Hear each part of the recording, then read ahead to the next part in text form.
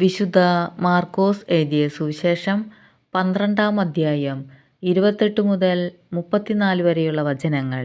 സുപ്രധാന കൽപ്പനകൾ. ഒരു നിയമജ്ഞൻ വന്ന് അവരുടെ വിവാദം കേട്ടു.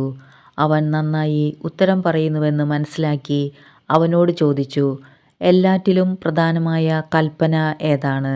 യേശു പ്രതിവചിച്ചു, ഇതാണ് ഒന്നാമത്തെ കൽപ്പന. ഇസ്രായേലേ, കേൾക്കുക. നമ്മുടെ ദൈവമായ കർത്താവാണ് ഏക കർത്താവ്.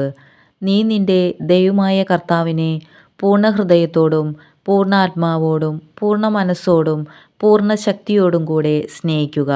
രണ്ടാമത്തെ കൽപ്പന, നിന്നെപ്പോലെ തന്നെ നിന്റെ അയൽക്കാരനെയും സ്നേഹിക്കുക. ഇവയേക്കാൾ വലിയ കൽപ്പനയൊന്നുമില്ല. നിയമജ്ഞൻ പറഞ്ഞു, ഗുരു, അങ്ങ് പറഞ്ഞത് ശരി തന്നെ.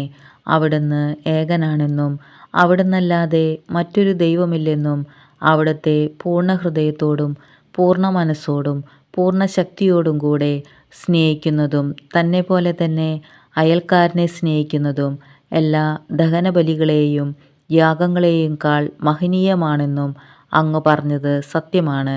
അവൻ ബുദ്ധിപൂർവം മറുപടി പറഞ്ഞു എന്ന് മനസ്സിലാക്കി യേശു പറഞ്ഞു, നീ ദൈവരാജ്യത്തിൽ നിന്ന് അകലെയല്ല. പിന്നീട് യേശുവിനോട് ചോദ്യം ചോദിക്കാൻ ആരും ധൈര്യപ്പെട്ടില്ല.